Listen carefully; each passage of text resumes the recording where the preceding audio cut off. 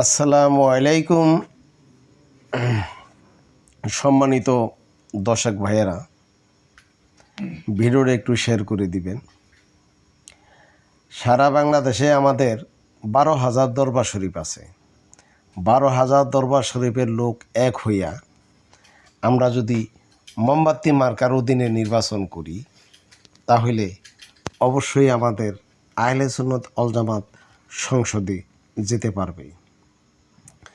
যদি সংসদে আমরা যেতে পারি, তাহলে আমাদের যে ন্যায্য অধিকার থেকে বঞ্চিত হই, আমরা যে বৈষম্য হয়েছি, যেমন বৈষম্য জামাতে দুইবার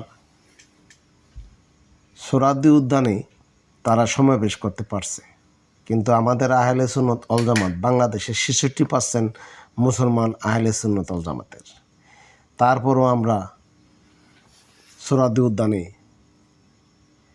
মিটিং করতে পারি নাই। তাই আমরা যদি সংসদে থাকতাম, তাহলে বাধা দিতে কেউ পারতো না। অবশ্যই আমাদের ন্যায্য অধিকার আদায় করতে পারতাম।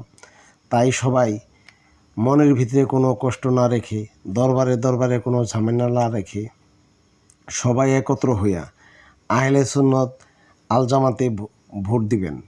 মোমবাতি মার্কায় ভোট দিয়া তাদেরকে সংসদে যাওয়ার সুযোগ করে দিবেন। অবশ্যই আমরা নবীজির উম্মত, মাওলা আলীর আমাদের অভিভাবক ইমাম হাসান, ইমাম হোসাইন এবং অলি আল্লাহকে আমরা সবাই ভালোবাসি। তাই অলি আল্লাহর সম্মান রক্ষাতে আমাদের উচিত সবাই এক হইয়া নির্বাচন করো আহলে সুন্নাত আল জামাতে। মোমবাতি মার্কায় ভোট দিয়া তাদেরকে সংসদে যাওয়ার সুযোগ করে দেন।